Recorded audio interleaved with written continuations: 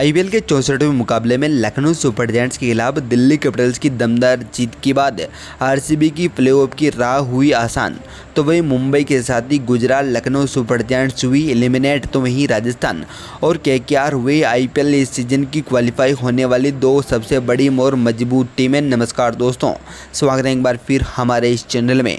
दोस्तों, आईपीएल का 64वां मुकाबला दिल्ली कैपिटल्स के खिलाफ अरुण जेटली स्टेडियम में लखनऊ सुपर जायंट्स ने खेला, जहां पर आज के इस मुकाबले में लखनऊ सुपर जायंट्स की हार जरूर हुई है, लेकिन यहां पर दिल्ली कैपिटल्स भी प्लेऑफ में अपनी जगह बिल्कुल नहीं बना पाएगी।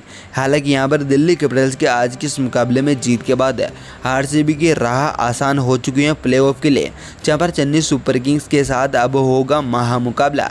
जहां पर आज की स्टूडियो में हम आपको बताएंगे कि आखिरकार किस तरह से दिल्ली कैपिटल्स ने यह मुकाबला जीता और किन किन खिलाड़ियों ने यहाँ पर दमदार परफॉर्मेंस करते हुए ऑरेंज कैप और पर्पल कैप की लिस्ट बिल्कुल बदल के रख दी है। साथ ही जानेंगे आज के इस मुकाबले में किस तरह से पॉइंट टेबल में बड़ा उछाल देखने को मिला है। बताएंगे पॉइंट टेबल का A to Z पूरा समीकरण और बताएंगे कौन सी टीमें यहाँ पर प्लेऑफ में जाने के लिए बिल्कुल तैयार हैं। ऐसे में आपने हमारे इस चैनल को सब्सक्राइब नहीं किया है तो क्रिकेट से जुड़ी हर एक लेटेस्ट अपडेट के लिए चैनल को सब्सक्राइब कर बेल आइकन जरूर दबाएं।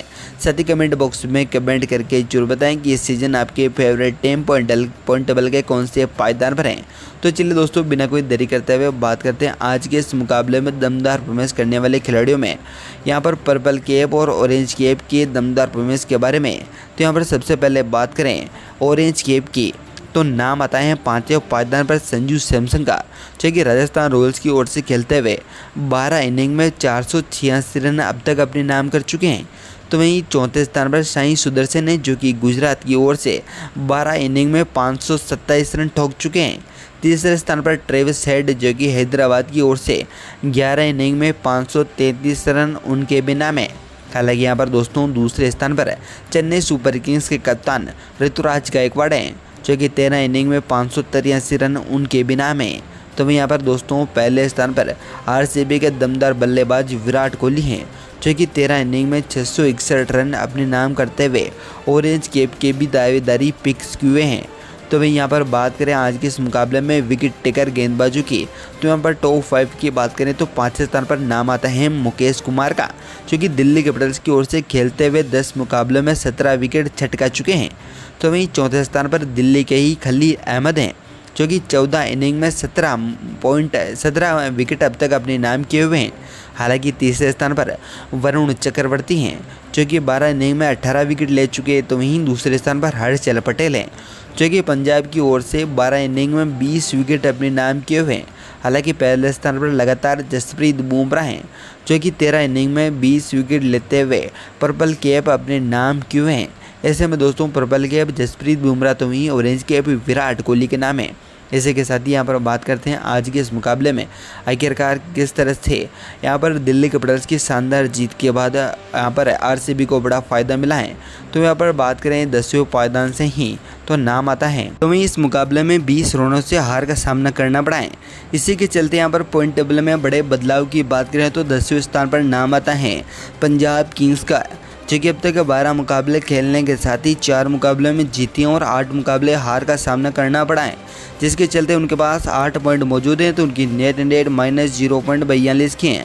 9वें स्थान पर मुंबई इंडियंस हैं, जो कि 13 में से 4 जीतने और 9 मुकाबले हारने पर उनके पास भी 8 पॉइंट मौजूद हैं। तो उनकी नेट रेट -0.27 की है। तो वहीं 8वें स्थान पर गुजरात टाइटंस है, जो कि 13 मुकाबलों में 5 मुकाबले जीतने और 7 मुकाबले हारने पर उनके पास 8 ही पॉइंट मौजूद हैं। तो उनकी नेट रेट -1.06 की है। तो वहीं आज की हार के साथ ही लखनऊ सुपर जायंट्स 7वें स्थान पर हैं, जो कि 13 मुकाबले खेलने के पर उनके साथ 6 जीतने और 7 हारने पर 12 पॉइंट हो चुके हैं। हालांकि उनकी नेट रेट -0.87 की है। छठे स्थान पर आरसीबी हैं, जो कि 13 में से 6 जीतने और 7 हारने पर उनके पास भी 12 ही पॉइंट मौजूद हैं। तो उनकी नेट रेट +0.38 की है। तो वहीं आज का मुकाबला जीतने के साथ ही दिल्ली कैपिटल्स 7वें स्थान से 5वें स्थान पर आ पहुंची हैं, जो कि 14 मुकाबलों में 7 मुकाबले जीतने और 7 मुकाबले हारने पर उनके पास 14 पॉइंट हो चुके हैं। तो उनकी नेट रेट -0.08 की हैं। तो वहीं चौथे स्थान पर सनराइजर हैदराबाद हैं, जो कि 12 मुकाबले खेलने पर 7 मुकाबले जीतने और 5 मुकाबले हारने पर उनके पास 14 पॉइंट हो चुके हैं। तो उनकी नेट प्लस 0.40 की हैं। हालांकि तीसरे स्थान पर चेन्नई सुपर किंग्स हैं, जो कि अब तक 13 मुकाबलों में 7 मुकाबले जीतने और 6 मुकाबले हारने पर उनके पास 14 पॉइंट हो चुके हैं, तो उनकी नेट प्लस 0.52 की हैं। दूसरे स्थान पर राजस्थान है, जो कि 12 में से 8 जीतने और 4 हारने पर 16 पॉइंटों के साथ ही प्लस 0.34 की नेट हैं।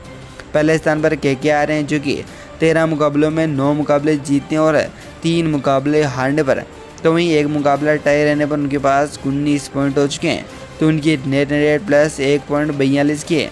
ऐसे में दोस्तों कोलकाता के साथ ही राजस्थान रॉयल्स और चेन्नई सुपर किंग्स यहाँ पर है सुपर 4 में लगभग अपनी जगह बिल्कुल पक्की कर चुके हैं, तो वहीं कोलकाता और राजस्थान क्वालिफाई भी हो चुके हैं।